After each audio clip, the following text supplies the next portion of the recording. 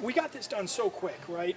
There was talk that this could take 10 years. So getting this done in less than half the time, what does that mean to you? I think that really demonstrates the power of partnerships and collaboration.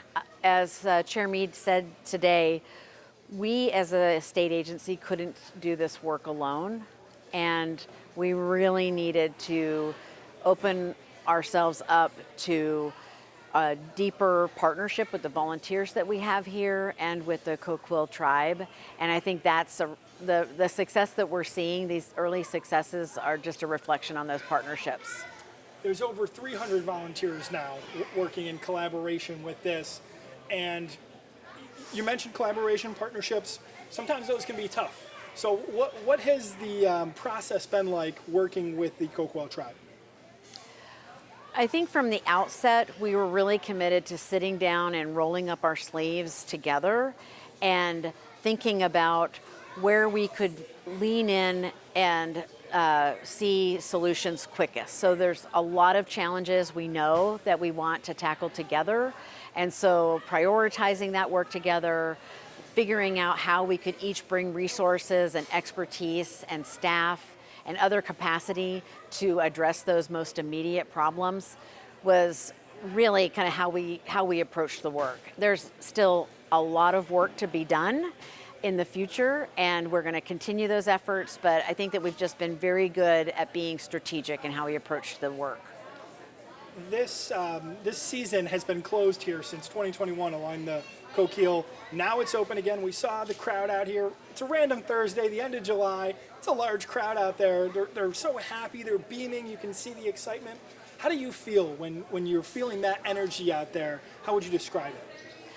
I love seeing that energy. I'm so appreciative to see the number of folks that showed up for the conversation today. And it validates what I tell people all the time.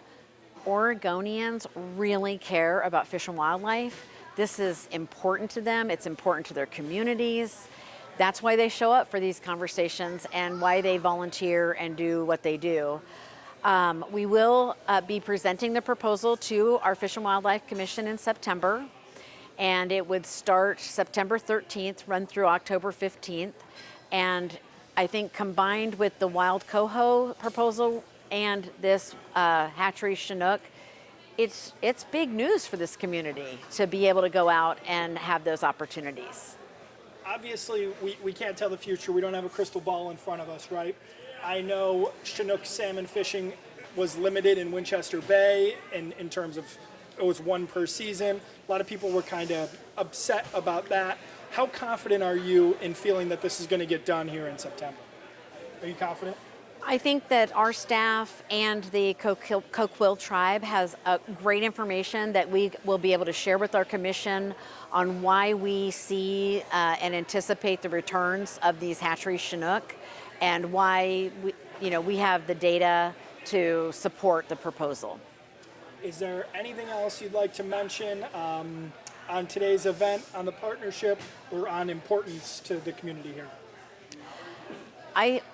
We talk about today's event, the news for this fisheries proposal, and it's always a struggle because there's so many pieces and steps and efforts that add up to these kinds of opportunities. And so just, again, such gratitude for our elected officials, for our volunteers, for the local leaders that we have here in the area.